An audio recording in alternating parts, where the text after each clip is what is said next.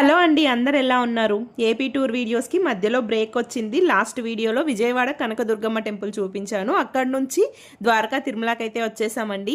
మేము వచ్చేసరికి దర్శనం అయితే ఆపున్నారండి. ఈ లోపు దగ్గరలో ఉన్నవన్నీ చూద్దామని వెళ్ళాము. మాకైతే తెల్ల గుర్రం కనిపించింది. నేనైతే ఫస్ట్ టైం చూసాను. పక్కనే బుడ్డ ఏనుగు కూడా ఉందండి. 10 రూపీస్ ఇస్తే ఆశీర్వాదం కూడా ఇస్తుంది. ఒక్క మొటిక్కాయ మొట్టింది. ఇంకొంచెం గట్టికి కొట్టుంటే భూమిలోకి వెళ్ళిపోయేదాన్ని.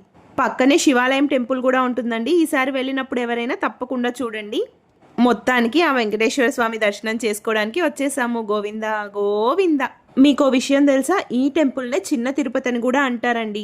పెద్ద తిరుపతిలో మొక్కుకున్న మొక్కులు ఈ చిన్న తిరుపతిలో కూడా తీర్చుకోవచ్చంట. ఇక్కడ వెంకటేశ్వర స్వామి కూడా స్వయంభూగా వెలిసారండి. టెంపుల్ చాలా అద్భుతంగా ఉంటుంది.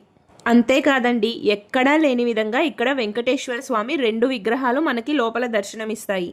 బయట ఉన్న ఈ మండపం అయితే చాలా అద్భుతంగా ఉంటుందండి. అక్కడ ఉన్న విగ్రహాలు మనల్ని చూపు తిప్పుకోకుండా చేస్తాయి.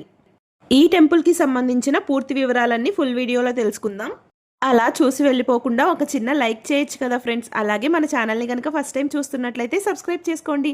Thank you so much for watching this video. Bye.